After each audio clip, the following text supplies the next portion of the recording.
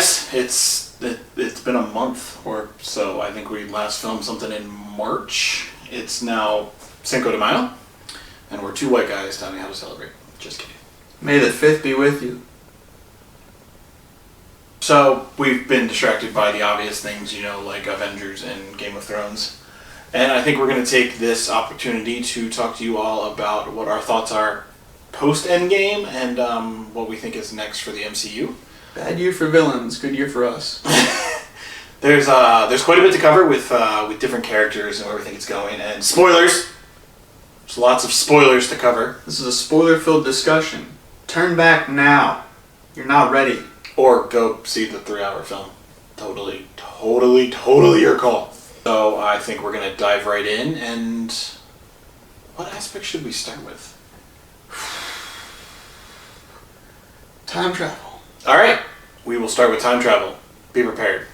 Ladies and gentlemen, we're here to talk about time travel. I think you're overestimating the size of our audience. What does it mean? Infinite possibilities in the Marvel Cinematic Universe. There we go. Tie it in, buddy. Go on. You make a loop-de-loop and pull.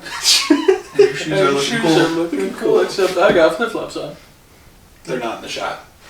Whatever. Anywho, we want to talk about how the, not new technology, but the new concept of time travel has been tested in the Marvel Cinematic Universe after Endgame and what it leads us to do. So, Mr. Sciencey thing, go ahead and explain it. The quantum realm.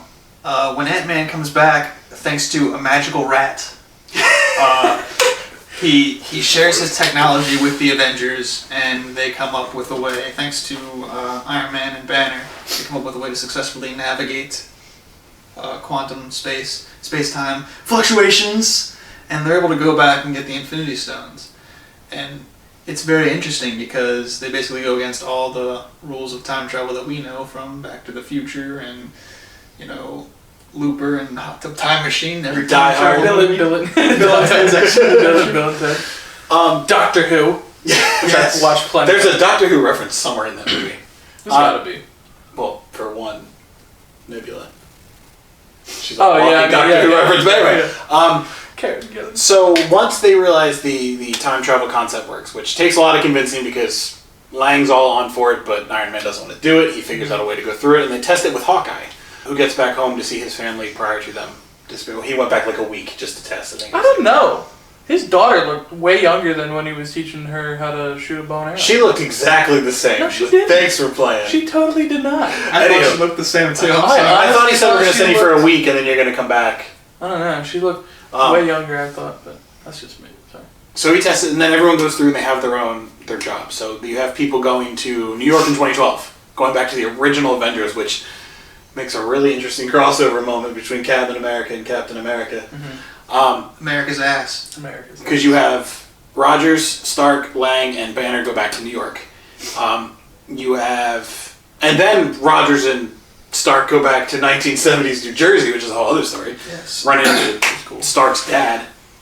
Sorry. Real quick, you also have a couple people go to the opening of the original Guardians of the Galaxy, as well as they jump back to Infinity War where they're on Vormir.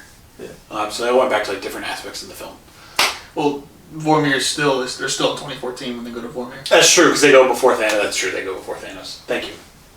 That 1970s part, you can totally see the guy from Hydra at one point. I saw him in the third time I saw him. I was gonna say, there's just Zoro, the short short dude. Yeah. He's just walking by one of the hallways. Yeah, you can. Right before Cap goes into the room where he sees Peggy. He goes into Peggy's office. You can see him walking down the hallway. That's awesome. Which was a cool. You also see a really young Michael Douglas, which is pretty freaking cool. He prank calls Hank Pym. But anyway, so that's where they started to go, and then later Steve has to go back and put the stones back. But there's a really good explanation of Banner runs into the Sorcerer Supreme from 2012 New York and basically says, if I take this stone, it goes off into another reality. He says we can bring it back to this exact time so that reality doesn't exist. However, in explaining that, things go haywire in New York when they're trying to get all three, and Loki disappears with the Tesseract, never to be seen again in that timeline. So there's a realm of possibilities right there. We know Loki's supposed to be getting his own series on the Disney Plus streaming service. And if I may add, it's interesting too because Thor and Rocket go to Asgard after that battle, and Loki's still there, same as he was in the second Thor movie. So it's like when he disappeared, it didn't really change anything. It didn't change their reality, I think, was the argument that the Sorcerer Supreme was even playing. It won't change yours, but a new one will be created. And I think there's now a new reality where Loki got away in 2012, and we don't know where he went, but I think he's going to show up at some point. So that's one realm of where to go from here. There's another one I want to touch on, although it doesn't apply to time travel. So anything else with the time travel we want to touch on in this particular scene? Well, it's crazy because if Loki's somewhere out there alive in another reality and the multiverse is open, does that mean we'll see Loki from an alternate dimension in future Marvel movies? I mean, I think it's totally possible. I think it would be cool because I think Loki is a really cool character. Yeah, his arc is I one of liked the his best. development through the later movies, where he started to become a little bit good. I mean, he had Less a villain, more of an anti-hero kind of. Yeah. He had, if you count his moments in Infinity War, he had the arc of 5 movies, because he had all 3 Thor films. He was heavily featured in that. The main villain, so to speak, I know it was a thing of Thanos in Avengers, but he was really the main villain they had to stop. And then you had Infinity War, where he's on, following Ragnarok, he's sort of on the opposite side. He drops that We Have Hawk line. So yeah, no, through a 5-film arc, I would have fairly liked honorable to see death. more. Yeah, I would have liked to see more though, like him actually, team up. Yeah, but they said, I think, with Infinity War, and we're rambling a bit here, they marked Thanos as the big bad with him killing off a main character in the opening scene. Yeah, but it's totally possible. Yeah, no, I think that leaves... Now that we know that there is a multiverse. It'll be very interesting to see what Phase 4 is. Yeah. So that's, I think, our spiel on time travel, as helpful as it was. I think now we're also going to talk about maybe what we see for the future of some remaining characters, because there were some deaths, which we will also get into, but... Some deaths and some characters' lives forever changed. Yeah, so obviously Spider-Man Far From Home is up next, and we know where Peter Parker's, in theory, heading off to, but I think there's some other characters that we want to get into and what's next for them, because, to be honest, some, their arc seems complete. Others, it seems like there's way more to go, but they might not get their own film, so sort of us playing around with that. But, yeah, let's talk about that next. Sounds good. All right, so with what to expect, you've seen, well, at this point, I'm assuming you've seen Endgame. I mean, it's mid-June. Get it together. So this is what to expect in Phase 4 of Marvel, basically the MCU moving forward. Obviously, we have, I keep wanting to say Homecoming. We have a sequel to Homecoming, Far From Home, next. That's the big Marvel, and that's officially the end of Phase 3. Early reviews are saying those post-credits scenes set up for something spectacular. Obviously, we don't have the connections to see it in advance, so we'll circle back later. But I would assume it would start getting plot points up for the next one, whether they're being next Avengers or not, but set up for ensembles or more character development Teasing more moving forward. villains probably and setting up the multiverse. And even who knows what else is going to be left out, because apparently Endgame's getting a re-release with more footage. So if you're ready to spend 4 hours in the theater, it's going to do it. Director's cut. Woo! Your favorite. Anyway, touch on Far From Home. I did it again. Yeah. Far From Home. Yeah. So sources, people in probably in London who have already seen it are saying that the mid and post credit scenes are something to be thinking about for a while. So I'm still holding out hopes that we're going to see Mysterio go full villain. We were actually discussing maybe he'll be to Spider-Man what Baron Mordo was to Doctor Strange in that film. Yeah, essentially not the sidekick. I don't think Mysterio's more of a sidekick, but more of an ally up until the final conflict. Yeah, some kind of turning point. Do it Two of them anymore. have clashing ideals maybe. But so there's that, and we already have talks about the Eternals. Mm-hmm. They're building up the cast for Black that. Widow solo film. Which is set to take place around the turn of the century, 99, 2000, a Y2K vibe in there. Yeah. Scarlett Johansson, I think, is doing it still. I still think it's her. Yeah, supposedly she's been part of the production. So. Yeah, so there's that. Also, Guardians 3 is written, and as soon as Suicide Squad's done, James Gunn is going to do Guardians 3. So probably we'll with see Thor along for the ride. Yeah, Thor is actually confirmed to be in it. Hemsworth did sign a deal The Asgardians of the Galaxy. before Endgame to extend his MCU contract. How much of a role he'll have in Guardians 3 is up for debate, but he is in it. That has been confirmed. Also, Black Panther 2 seems to be an obvious choice considering that was Oscar nominated and a box office killer. Based on the way things have been going, in previous phases, it's likely to assume that we'll see sequels to Doctor Strange and Captain Marvel as well somewhere down the line. Yeah, definitely. I think they want to make Spider-Man the focal point. A lot of people said maybe Captain Marvel would be the focal point. She might be what Captain America was to Iron Man, but I think if you're looking at the Iron Man focal point, it's going to be Spider-Man moving forward. Circling back to Black Panther, rumor has it that Donald Glover is in talks to play the villain, I believe. I heard he was linked to it in negotiations there. I don't know what storyline, unfortunately I don't know it enough. Yeah. Also heard rumors that somehow Killmonger would be in it again, which I don't know how that would be I did hear done. those too, so And maybe flashbacks. Yeah, and I don't want them to tarnish how great that first one was. Aside from the CGI-heavy final battle, the movie itself was really good. Although his death was still really, really well done. So with Black Panther, obviously a character they have, they've already done the film with, they've already introduced them, they've been in several movies. They're introducing, more than likely going to introduce some new characters. They now have the rights to everything that Fox had, which is Fantastic Four, all the X-Men, Deadpool, which, well, that's a side topic, we're not going to get into that.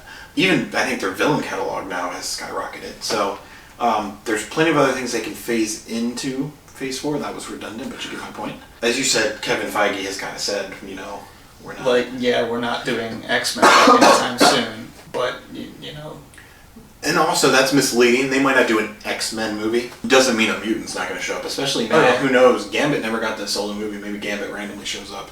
Stuff like that. I think you can fit them into the current storylines.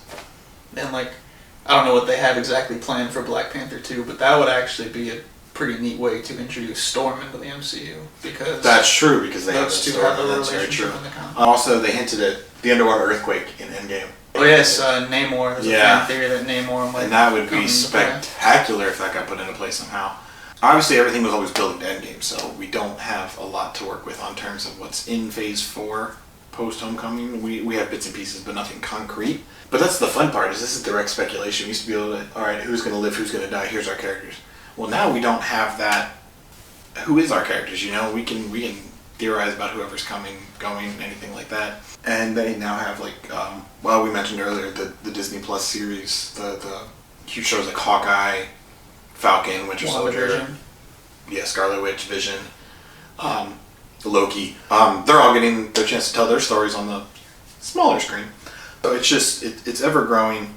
With the X-Men now going out and coming under new rights, that was probably the finale we got for the core group we've known since First Class. Good movie. Since Days of Future Past, which is a great movie. And then we've had Apocalypse and Dark Phoenix, which... Not so good. I can defend Dark Phoenix, and I'm kind of wanting to do a video on doing that. I think we could take opposite sides of that, and I think it would actually work. It'd be one of the few times we do that. By no means a masterpiece, but it had some good moments, had some pretty questionable storytelling moments. Yeah, especially the ending. And some of the writing just seemed underdone, and to see actors like McAvoy and Fassbender go out as their legendary characters in this film. But then again, the main core went out with X3, and that was terrible. Although they did get to do Days of Future Past as a comeback, so they kind of got to balance it out. I know it was the second movie for the new crew, but the original crew was their fourth. So there was that. X2 is still the bar in my mind. That one was spectacular. I know Logan is the highest rated one, but we look at Logan differently. That's an X-Men movie that I don't consider an X-Men movie. But again, lots of potential, lots of fun moving forward, really. And I think that's what we have on upcoming Phase 4 events, films. Excitement. Yes, I'm feeling very good. high. I trust where they're going with this. They haven't let me down yet. And Spidey's a good focal point moving forward.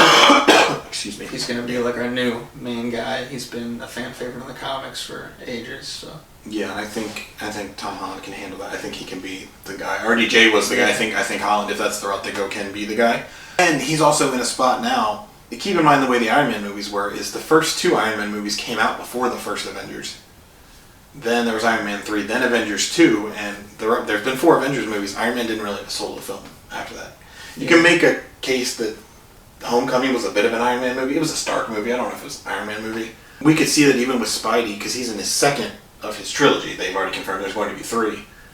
But he could then just be the guy that's in the ensemble films and move forward. He doesn't necessarily have to have more than 3 solo films. Yeah. Because all the main ones got that. Iron Man got that, Cap got that. Although Cap's third solo film was definitely a team film, Civil War. And then Thor had the 3, and now Thor is joining an ensemble with Guardians. So I think that's what we're going to start to see moving forward. We're going to see sequels and trilogies of the new standalones, the Spider-Man, the Marvel, the Black Panther, Strange, Eternals is an ensemble film. Not sure if the solo characters are going to debut. But they could do what they did like in Civil War. Introduce a few characters and then have them split off. That worked out quite well. So, a lot to be excited for. A lot of new. This first time has been new, and I'm ready for Far From Home. I'm down. Any last words, Mr. Tie-Dye? Phase 4 should be epic. Epic. That's all I really have to say. And Greg couldn't join us for this ending, so hopefully he'll be around for the next one. Yes, thoughts on Dark Phoenix. Maybe some more uploads. We haven't had a game upload in a while. Been wanting to break out Spyro for the hell of it, so maybe that'll come up. There's plenty of other movies. Us just got released on Blu-ray, so maybe a breakdown on the horror masterpiece that was Us. And of course, we'll work our way back to we're at the mid-year point. We'll work our way back to our top 10 by the end of the year. So stay tuned. There is plenty more coming. And thanks for watching Buffering Syndrome. See ya.